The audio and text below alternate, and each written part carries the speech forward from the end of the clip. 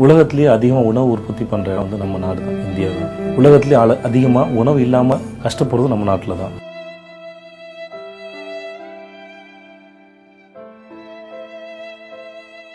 பத்து செகண்டுக்கு ஒரு குழந்தை வந்து தனக்கு தேவையான உணவு இல்லாமல் இறந்து போகுது.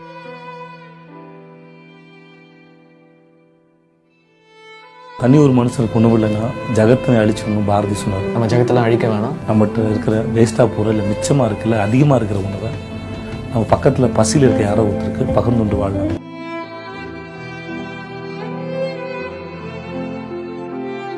பசியில் வாடுற யாராவது இருந்தாங்கன்னா நம்மக்கிட்ட வேஸ்ட்டாக போகிற ஃபுட்டு, நம்ம சாப்பிட்டு போக மிச்சமாக இருக்கிற ஃபுட்டு அது கீழே கொட்டுறதை விட அவங்கக்கிட்ட அவங்களுக்கு கொடுத்து உதவலாமே.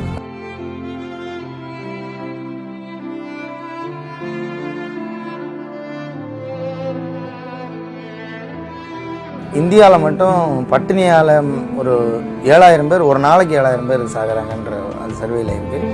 குழந்தைங்கன்னு பார்த்தா ஒரு 10 செகண்டுக்கு ஒரு குழந்தை சாகுதுன்னு சொல்லி அந்த சர்வே சொல்லு.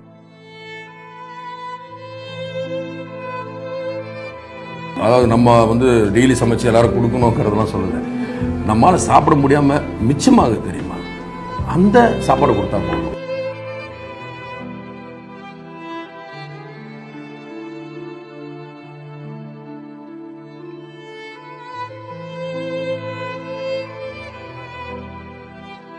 நம்ம அன்றாட சாப்பிட்ற சாப்பாடே கிடைக்காம நிறைய பேர் கஷ்டப்பட்டுட்ருக்காங்க. சாதாரண இட்லி தோசை இதையே வந்து விசேஷ சாப்பாடாக நினைக்கக்கூடிய ஆட்கள் நிறைய பேர் இருக்காங்க. சாப்பாடெல்லாம் அவ்வளோ கஷ்டப்பட்டுருக்காங்க. இதுக்கெல்லாம் நம்ம என்ன பண்ணலாம் அப்படின்னா, நம்ம வீடுகள்லையும் நம்ம விசேஷங்கள்லையும் மிச்சமாகிற சாப்பாடை கொடுத்து உதவுனாவே போதும்.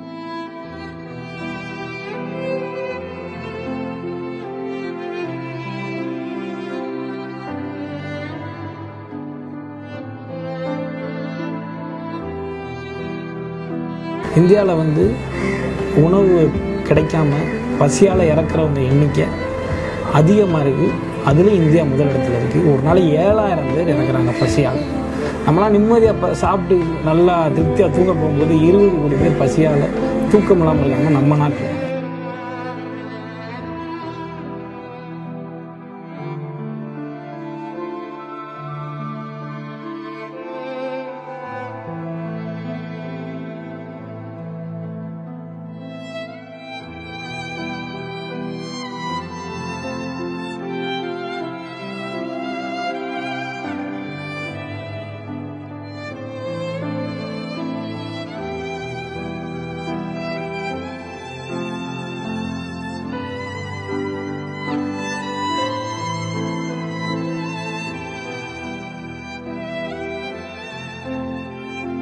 ஸோ டெஃபினட்டாக ஃபுட்டு வேஸ்ட் பண்ணாதீங்க.